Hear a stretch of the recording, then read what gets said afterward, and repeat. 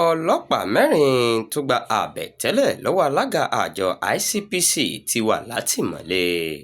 ṣé bí wọ́n ní ọjọ́ gbogbo ní tolè ọjọ́ kan báyìí sì ní tòlóhùn.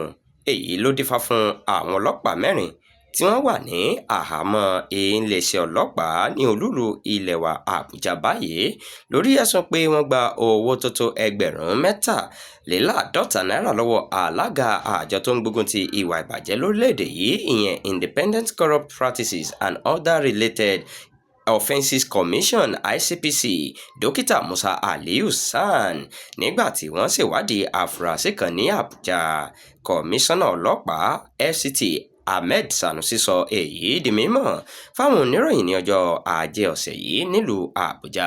ó pe àwọn ọlọ́pàá náà ní olè, ó sì ní wọn kò yẹ kí wọ́n máa wọ aṣọ ọlọ́pàá rárá.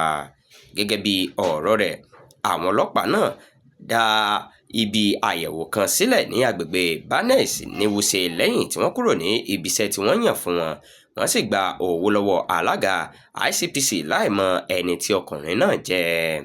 ó ní wọ́n fi agbára mú alága ICPC láti yọ ẹgbẹ̀rún mẹ́tàléláàádọ́ta nípa ẹ̀rọ POS ó tó san owó lé.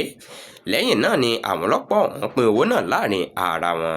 Sanusi sọ pé iléeṣẹ́ ọlọ́pàá kéde wọn gẹ́gẹ́ bí àwọn tí wọ́n ń wá, ṣùgbọ́n wọ́n mú olórí wọn tí àlàyé rẹ̀ sì ràn wọ́n lọ́wọ́ láti mú àwọn yòókù.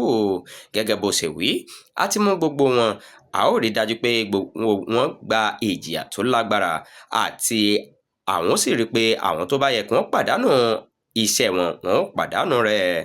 Kọmíṣánná náà tún rántí pé ọ̀gá àgbà pátápátá fún iléeṣẹ́ ọlọ́pàá lórílẹ̀‐èdè Nàìjíríà ti fi òfin de kí àwọn ọlọ́pàá máa dúró lójú ọ̀nà láti máa béèrè fóònù àwọn aráàlú fún àyẹ̀wò.